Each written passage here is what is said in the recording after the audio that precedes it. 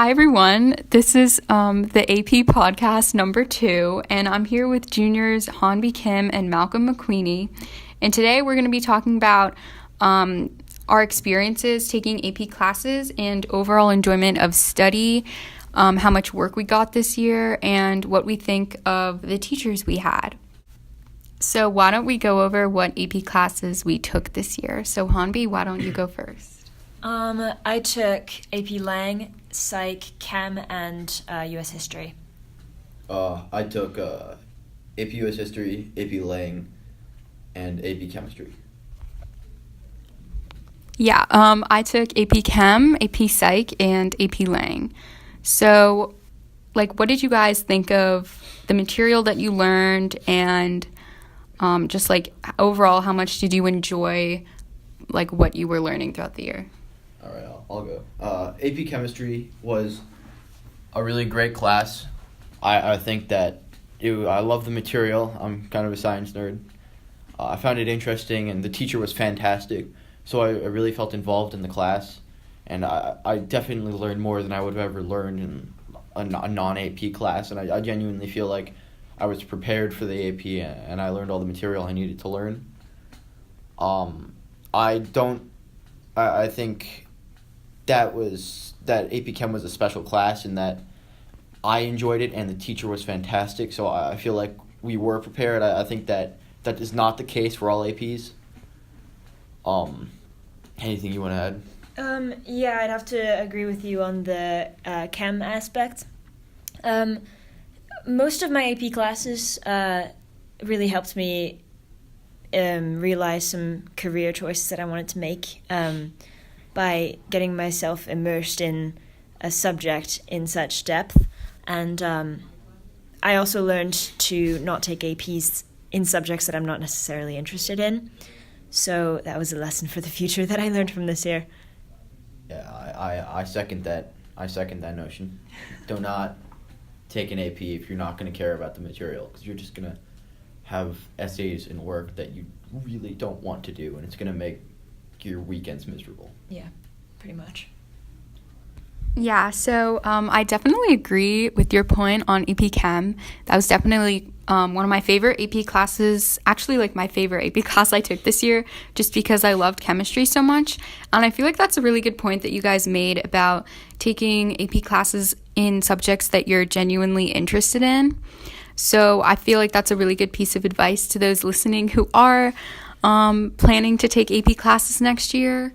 Just make sure that you think you're going to be really interested and motivated to do the work in the class. Why don't we talk about workload? So I'll start off. I would say that I did have a lot of work this year with 3 AP classes, but for a majority of them, it wasn't painful or anything, because I actually really enjoyed the stuff that I was learning about. It's just I feel like there's a lot less busy work when you're in an AP class rather than a Regents or an honors class. It's more this is to enhance your understanding of the material. So I feel like it's really important to do homework when you're in an AP class, and it does end up helping you for the AP, because sometimes homework and tests are based off of past AP questions. So I just feel like when you're taking an AP class, be sure to do all the homework, even though it is a lot. So do you guys have anything to add on that? I have something to add if you care about the AP. I actually agree with Emily that if you want to do well in the AP and it's a subject you're interested in, do all the work. But I won't say which APs. One of my APs, I didn't do a single thing of homework the entire year. I literally didn't even do the work I was supposed to do in the class. Chem, I liked it, but I got it, so I did a little bit of homework. I didn't do a lot of work, honestly. It maybe a little bit of studying the night before a test.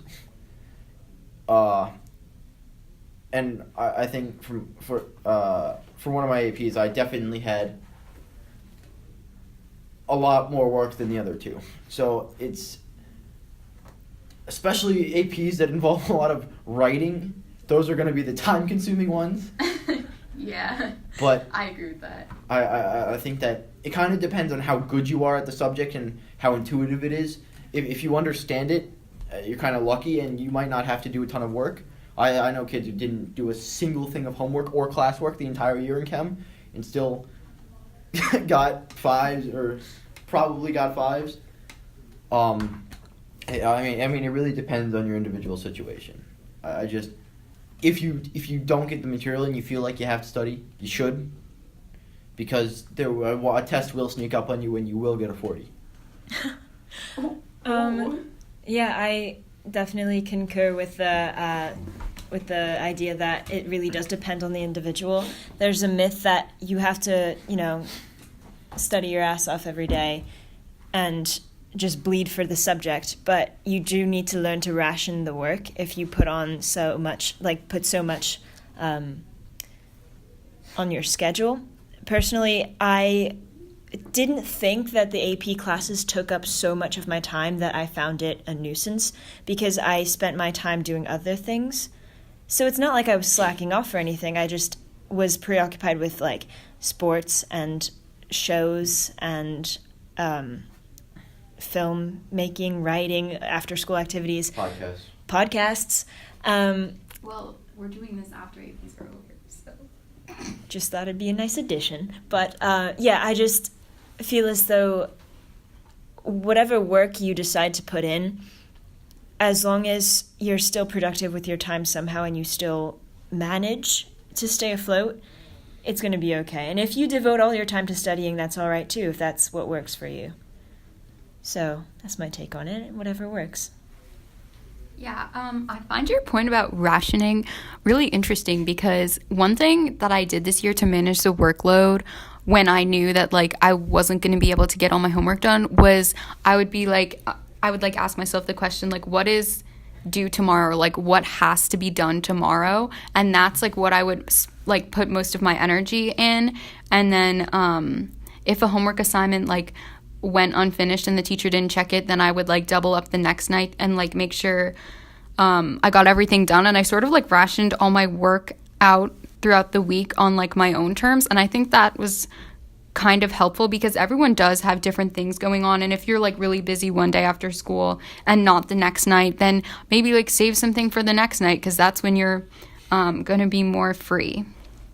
Now, why don't we sort of switch into like kind of just what you guys thought of the actual like AP test and like your experience taking the exam. Like I know Hanbi and we took AP chemistry and AP psychology on the same day. And as I mentioned in the last podcast, I like timed how long we tested for, and it was a little over 6 hours, actually a lot over 6 hours, definitely more than 6 hours of straight testing, and that was minus the breaks. So Hanbi, do you just want to like talk about your experience taking 2 APs on the same day? A lot of it is actually a blur for me right now, but I remember it was very exhausting, but it just felt so good to be over with afterwards. So, I mean, is it worth it? I don't know. It was hard, but it's over, so that's all that matters. Also, speaking on the test-taking business, the memes make it worth it. Yeah, just because, and obviously College Board doesn't publish the AP schedule until probably you're like already enrolled in the class, but don't be scared if you have 2 APs on the same day. I'm pretty sure there's a way to reschedule them, but just know that like you can do it, because if we did it, you can do it too. Correction, if Hanbi did it, you can do it too. Emily Sherman can take on anything. Oh, no, that's not true. I was so tired after, but really, like, if you prepared well, and get a good night's sleep before, like, you can do it, and just don't be stressed, because these are just tests, and in actuality, they do not define your life in any way, shape, or form. So, yeah, if there's any other things that you guys want to say before we wrap this up. Concluding remarks? Yes, concluding remarks. Malcolm? I don't know. I'm a proponent of just try and push yourself a little bit. Like, I know that if I feel like something's too easy, I get bored and I end up giving up on it.